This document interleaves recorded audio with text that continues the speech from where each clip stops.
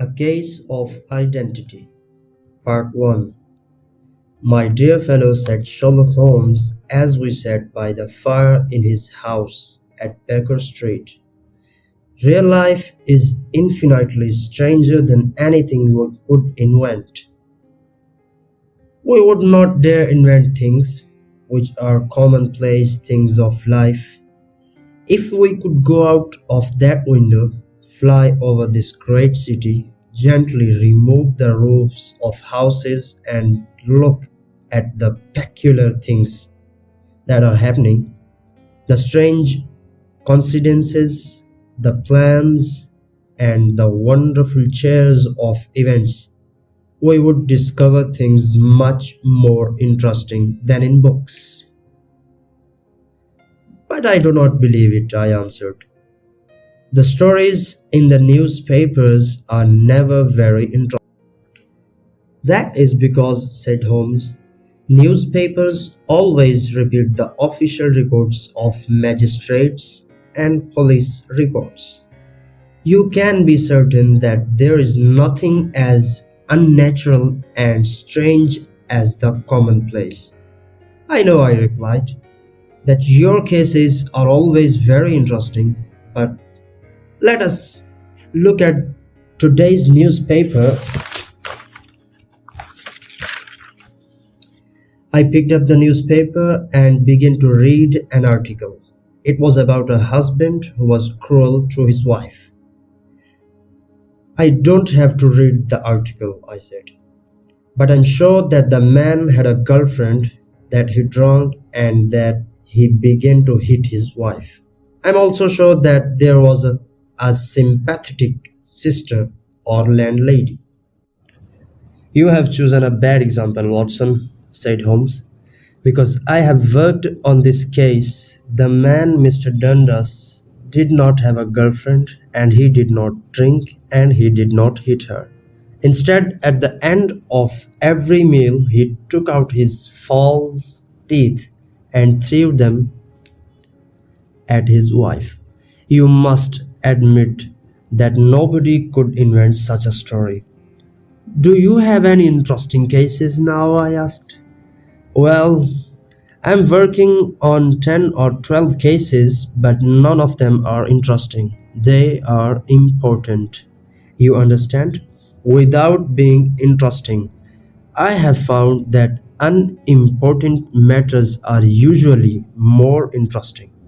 If there is a big crime, the motive is generally obvious, so they are generally not very interesting. But I think I will have an interesting case in a few minutes. Holmes was standing at the window and looking down at the dull, grey London streets. There was a woman standing in the street. She was moving her hands nervously. It was obvious that she could not make up her mind. Then suddenly, she ran across the road and rang Holmes' doorbell. I know those symptoms, said Holmes. When a woman hesitates like that on the pavement, it means that she has a love problem. She wants help, but she thinks that her problem is too delicate to communicate. But when a woman does not hesitate and rings the doorbell hard, it means she was seriously wronged. In this case, this woman is confused and perplexed and wants an explanation. As Holmes was speaking, the servant announced Miss Mary Sutherland. She was a large woman. She wore a hat with a red feather, a black jacket, a dark brown dress, and grey cloak. She also wore round gold earrings. When Holmes saw her, he said, "Isn't it difficult for you to type with such bad eyesight?" "I thought so at first," Miss Sutherland replied, "but now I can type without looking at the keys." Then she looked surprised and frightened when she understood that Holmes already knew so much about her. "How do you know that?" asked Miss Sutherland. "It is my business to know things," said Holmes, laughing. "If I could not see these things, why would people come to me? In any case, I can see the marks of the glasses on your nose." "I have come here," she said, "because I want to know where Mr. Hosmer Angel has gone." "Why did you come here in such a hurry?" asked Holmes. Once again Miss Sutherland looked very surprised. "Yes, I did hurry out of the house because I was angry at Mr. Windybank. That is my father. He did not want to ask the police about Mr. Angel. He said that nothing bad had happened. This made me angry, so I came here to see you." "Your father?" said Holmes. "He must be your stepfather because his surname is different from yours." "Yes, my stepfather. I call him father, even though that seems strange to me. You see, he's only 5 years older than me." "And is your mother alive?" asked Holmes. "Oh, yes, mother is alive and well," answered Miss Sutherland. "But I was not happy when she married Mr. Windybank so soon after father died. Also, Mr. Windybank is 15 years younger than mother. Father was a plumber and had a good business. And when he died, mother continued the business, but when she married Mr. Windybank, he made her sell it." "Do you live on the money from the business?" asked Holmes. "Oh no," replied Mr. Sutherland. "I inherited some money from my uncle. I cannot touch it, but with the interest I receive £100 a year. That should be enough for you to live quite comfortably," said Holmes. "I give that money to mother, and I live on the money I make typing," she replied. "Now, can you tell us about Mr. Hosmer Angel?" asked Holmes. Miss Sutherland blushed deeply and said, "I met him at the plumber's ball. They used to send tickets to my father when he was alive, and after he died, they sent them to my mother. But Mr. Windybank didn't want us to go. He said that my father's friends were not good enough for us. But the day of the ball, Mr. Windybank went to France on business. So mother and I went to the ball, and it was there I met Mr. Angel." "I suppose," said Holmes, "that Mr. Windybank was very angry with you when he discovered that you had gone to the ball." "No, not very," replied Miss Sutherland. "He said that it was impossible to stop a woman when she really wanted something." "And did you see Mr. Hosmer after the ball?" asked Holmes. "Yes, but he couldn't come to the house when father was there. Father didn't want anybody to come to the house, so Mr. Hosmer said, 'We should wait until your father goes to France before we see each other. In the meantime, we can write to each other every day.'" "Were you engaged to the gentleman at this time?" asked Holmes. "Oh, yes, Mr. Holmes. We were engaged after the first walk that we took. Mr. Angel worked in an office in Leadenhall Street." "Which office?" "That's the roast part. I don't know." "Then where did you send your letters?" "To the Leadenhall Street post office, where he got them.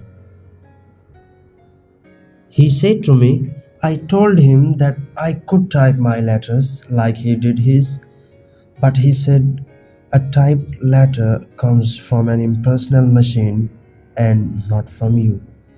This shows how fond he was of me, Mr. Holmes, and the nice little things he thought of.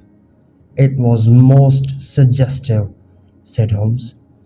I have always said that the little things are infinitely the most important. Can you remember any other little things about Mr. Hosmer Angel? He was a very shy man, Mr. Holmes. He always wanted to walk with me in the evening instead of the during day. He was very gentlemanly, even his voice was gentle. He told me that he had had a bad infection of the tonsils when he was a child, so he had to whisper. He always wore elegant clothes. His eyes were weak, just like mine, and he wore dark glasses against the sun. Well, what happened when Mr. Windybank returned to France? Asked Holmes.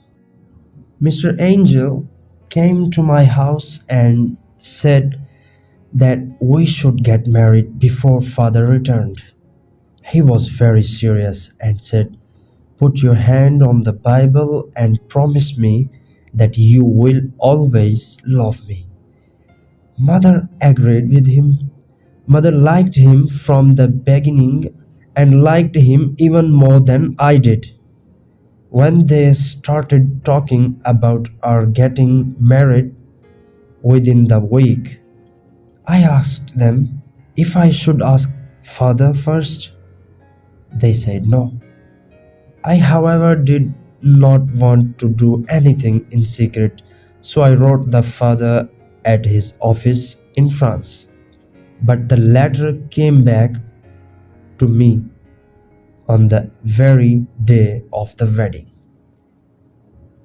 It missed him then. Yes, sir.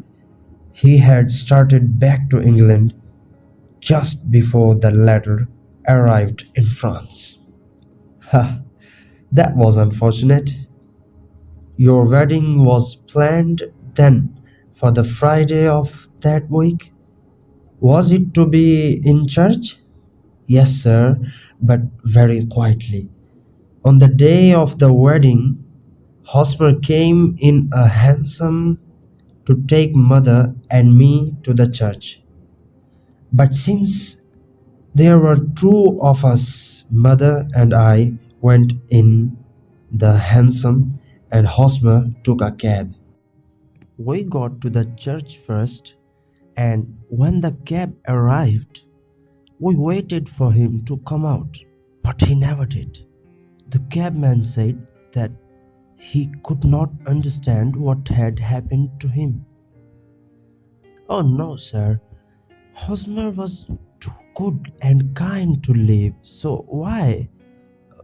All morning before the wedding, he said to me, "If anything happens to me, you must always love me.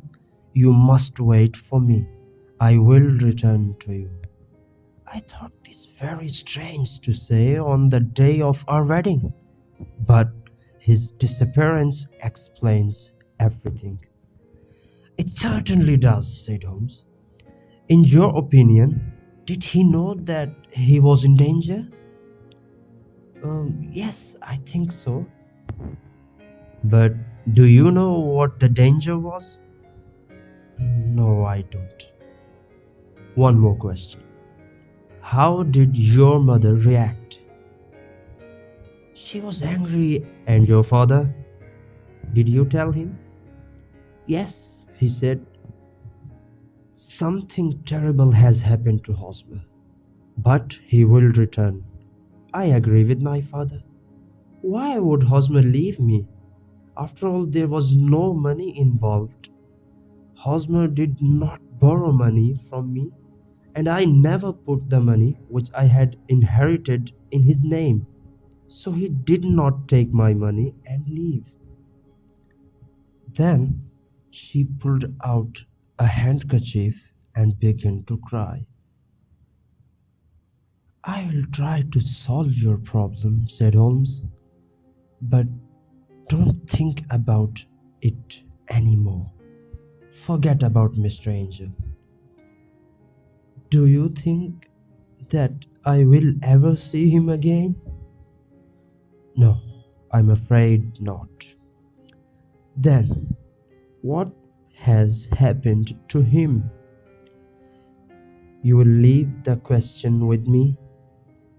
Now I need some of Mr. Angel's letters, a good description of him, and also your father's address." "I never have Mr. Angel's address," said Miss Sutherland.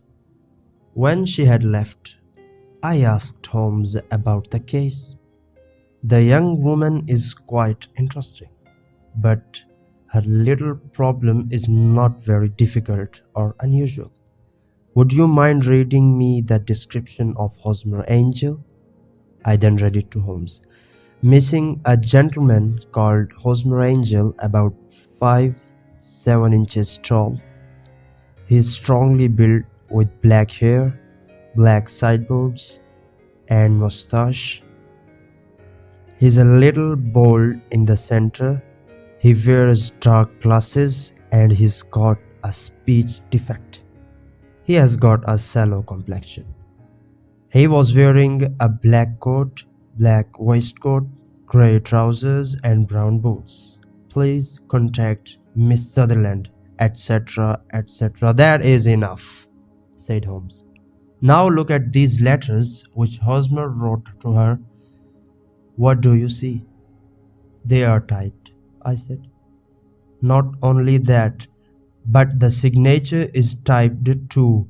The point about the signature is very suggestive. In fact, we can call it conclusive." "Of what?" "My dear fellow, can't you see how important this fact is to the case?" "No, I can't," I replied. "Unless Hosmer didn't sign his letters because he didn't want to be legally responsible for what he promised." "No, that was not the point," said Holmes. "But now I will write two letters which will solve this mystery. One of the letters is to Mr. Windybank's firm in the city, and the other one will be to Mr. Windybank himself, to ask him to come here to meet us tomorrow evening at 6 o'clock." A few minutes before 6 the next day, I returned to Baker Street. When I walked in, Holmes was doing chemistry experiments. "Well, have you solved it?" I said as I walked into the room. "Yes, it was the bisulfate of baryta." "No, Miss Sutherland's mystery," I cried. "Oh, that. I thought you asking me about the chemistry experiment." "There was never any mystery in the matter. The only problem is that the scoundrel did not do anything illegal, so he can't be punished." Who was Hosmer Angel and why did he abandon Miss Sutherland? But Holmes did not have time to answer me because just then we heard someone knock at the door and then someone walking towards Holmes' room. "This is the girl's stepfather. He wrote to me to say that he was coming," said Holmes. The man who entered the room was a strongly built fellow without sideburns or mustache, with a sallow complexion, and he looked at us with a pair of penetrating grey eyes. He was wearing a black top hat. "Good evening, Mr. James Windybank," said Holmes. "I believe this is the typed letter that you wrote to me to say that you were coming here."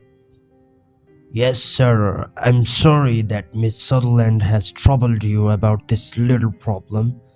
Also, I don't like other people knowing about our family misfortune. Anyway, I don't think that you will ever find this Hosmer angel. On the contrary, said Holmes quietly, I am almost certain that I will find him. Mr. Windybank started violently and dropped his gloves. I am happy to hear that, he said. It is a curious thing, remarked Holmes, that a typewriter is just as distinctive as a man's handwriting. For example, in this letter of yours, I can see that this part of the R has a slight defect. There are also 14 other characteristics of your typewriter.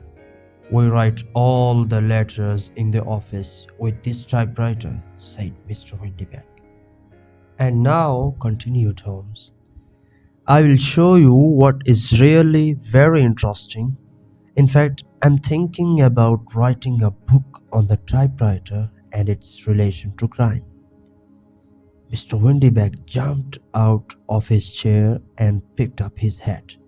I cannot waste time over this ridiculous talk. If you can catch the man, catch him, and let me know when you have caught him. Certainly, said Holmes, walking over the door and locking it. I'll let you know that I have caught him. What? Where? Shouted Mr. Windybank, becoming white and looking around like a rat in a trap. You can't get away, Mr. Windybank, said Holmes. This case was really very easy. Now sit down and we can talk about it. Mr. Windybank fell back into the chair. I did not do anything illegal. I am afraid that you are right. But Mr. Windybank, it was a cruel, selfish, and heartless trick. Now let us look at what happened, said Holmes. Then Holmes sat down and began to talk. The man marries a woman older than himself for her money.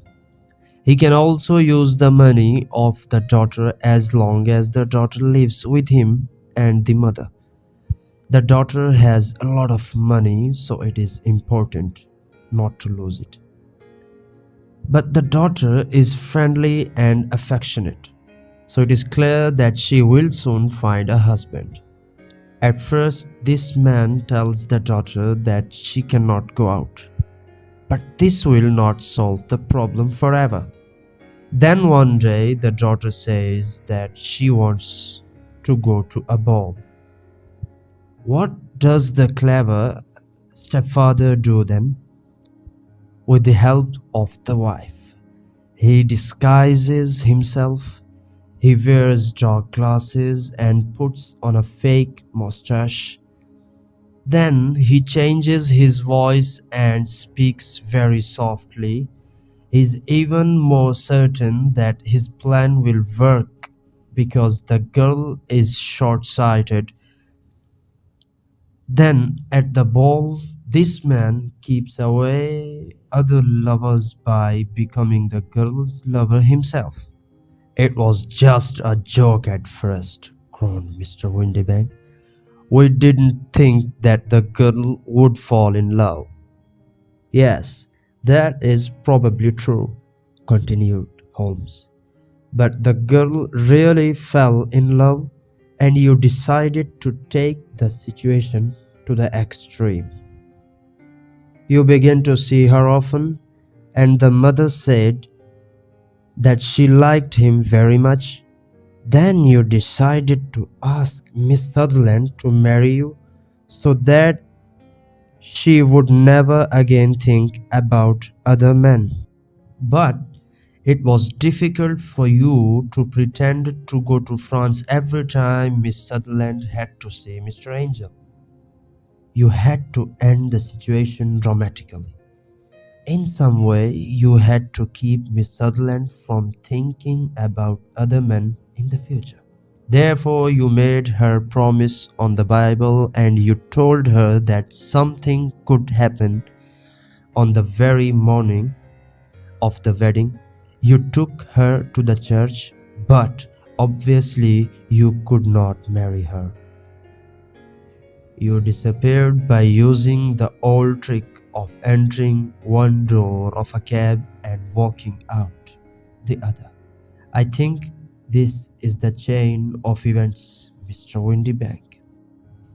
Yes, maybe that is true, replied Mr. Windybank. But I did not do anything illegal, and now you are breaking the law because you will not let me leave this room. You're right, you did not do anything illegal, said Holmes as he unlocked and opened the door. But you really deserve to be punished, and I would do it. Then Holmes picked up a riding crop, but Mr. Windybank ran out the door and out of the house. Now he certainly is a cold-blooded scoundrel, said Holmes, laughing. That fellow will continue doing wars and wars crimes until he does something really bad and finishes on the gallows. In any case, this case had some interesting points. I cannot completely follow your reasoning in this case, I said. Well, it was clear from the first that Mr. Hosmer Angel had a very good reason for his actions, and that the only man who could really profit from the situation was the stepfather. He wanted to keep the £100 a year. Then it was very suggestive that Mr. Windybank and Mr. Hosmer Angel were never together. And so were the dark glasses, the soft voice, and the mustache. The final point was the typed signature. This made me think that the handwriting of the man must be very familiar to Miss Sutherland, and that if she saw even a small portion of it, she would recognize it. And how did you verify these ideas? I asked. First, I wrote to Mr. Windybank's firm. In the letter, I described Mr. Angel after I had eliminated everything that could be a disguise, like the glasses, the mustache, and the voice. And I asked them if they had an employee like that. They wrote back to me and said that I had described Mr. James Windybank. Then I wrote to Mr. Windybank to invite him here, and as I expected, he typed his reply to me. Then I compared his letter with the letters of Mr. Angel. Voila tout. And Miss Sutherland? If I tell her, she will not believe me, replied Holmes. Maybe you remember this Persian saying, "It is dangerous to take a tiger cub from its mother, and it is dangerous to take a delusion from a woman."